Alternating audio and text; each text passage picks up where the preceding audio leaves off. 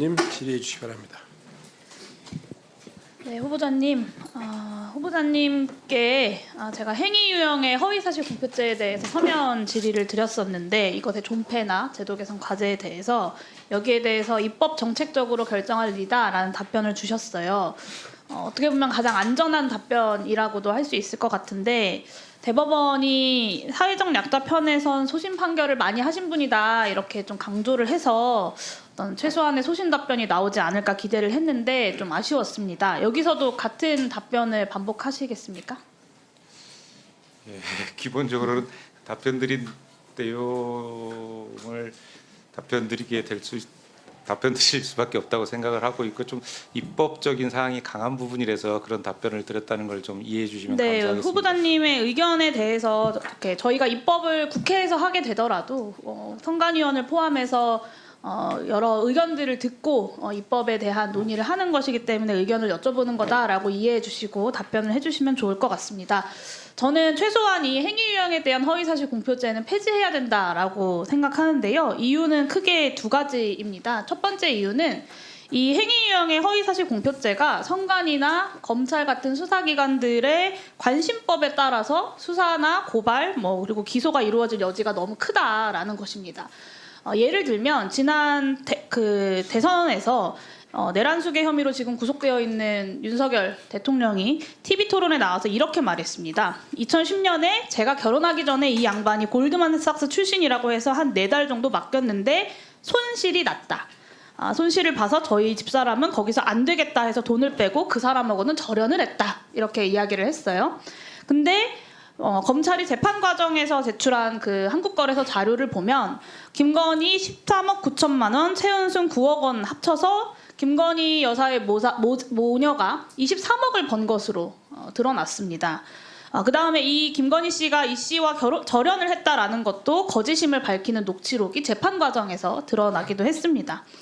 물론 이제 자본주의 체제의 근간을 흔드는 이런 주가 조작 사건에 대해서는 당연히 수사와 기소, 처벌이 필요하지만 윤석열 대통령 당시 후보의 이 발언을 가지고 그럼 허위사실 공표죄로 처벌을 해야 하느냐에 있어서는 저는 그러기는 어렵다라고 생각합니다. 이유가 뭐냐면 윤석열 후보자가 배우자 김건희의 거짓말을 철석같이 믿었을 일말의 가능성을 배제하기가 어려운데 그것을 입증하기가 어렵기 때문입니다.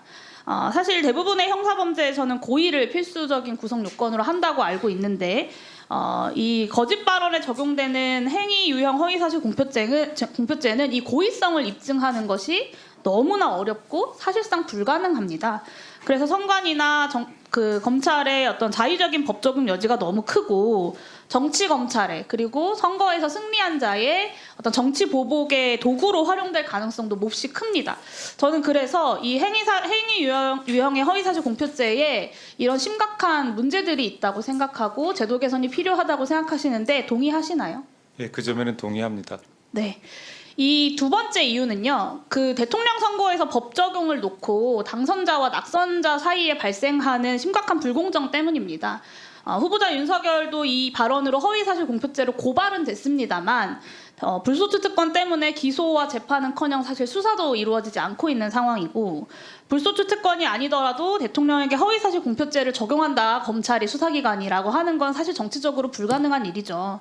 그런 이 선거법 위반자를 처벌하는 중대한 이유라고 하는 건 크게 부정한 방법으로 당선된 사람의 당선을 무효로 하자는 것인데 막상 대통령 선거에서 당선된 사람은 법 적용이 불가능하고 낙선한 이재명 대표에게는 특정인을 몰랐다고 한 발언 그리고 전체 일행 중에 의도적으로 일부만 캡처해서 공개한 국민의힘의 사진에 대해서 조작됐다라고 한 발언에 대해서 문제를 삼고 고의성을 객관적으로 입증하기 어렵고 불가능한 이 발언들을 문제 삼아서 수사하고 기소하고 유죄까지 선고하는 이게 과연 우리가 선거법을 통해서 달성하려고 하는 그 정의를 실현할 수 있을까? 저는 그렇지 않다고 봅니다.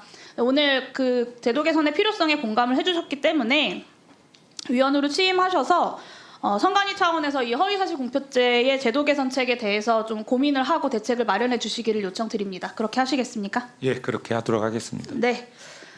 그리고 이 여론조사 관련돼서 한 가지 좀 여쭤보려고 하는데요.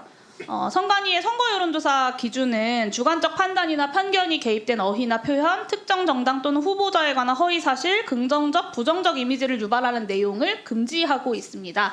화면 한번 봐주시면요. 윤석열 대통령 체포영장에 대한 불법 논란에도 불구하고 공수처가 현직 대통령을 강제 연행하는 것에 대해 어떻게 생각하는가? 이재명 조국 범죄 세력 심판 주장에 공감하는가? 그리고 이재명 대표의 검찰 기소 사실을 반복하는 문항들까지 이런 문항들이 여론조사의 신뢰성과 객관성을 담보할 수 있다라고 보십니까, 후보자께서는?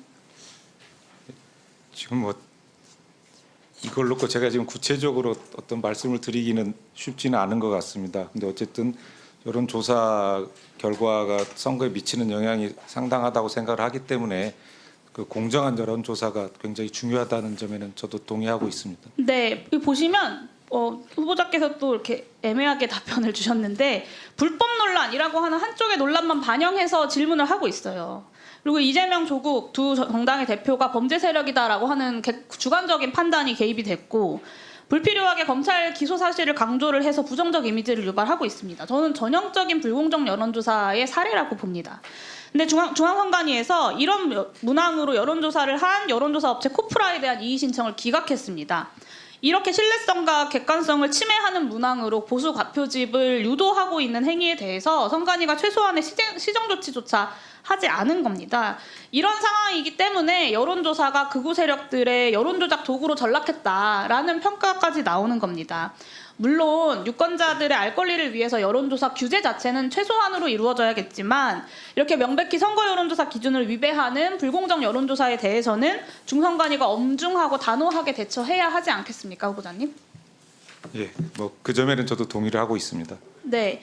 이 최근 불공정 여론조사로 논란이 된 기관들은 등록 요건에 미달하는 부실 기관이다라는 공통점들이 있습니다. 이 윤석열 지지율 51%로 논란이 됐던 여론조사 공정 같은 경우는 여심위에서 편법 운영을 지적을 받았던 기관이고 코프라 상승 인력 기준 등을 위반한 부실 기관이다라고 하는 시민단체의 고발이 있었습니다.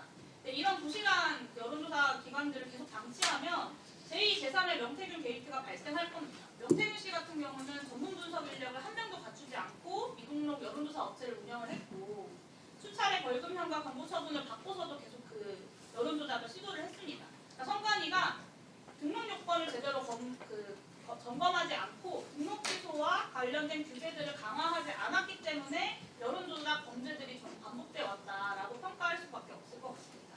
그래서 말씀드리고 싶은 건 이 여론조사 기관에 대한 등록 요건을 법률로 좀 정리해 주시죠. 법률로 명문화하고 기관들에 대한 상시적 점검을 진행할 필요가 있다라고 보고요.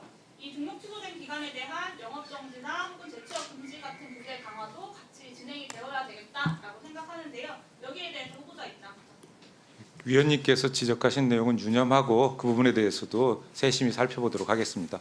네.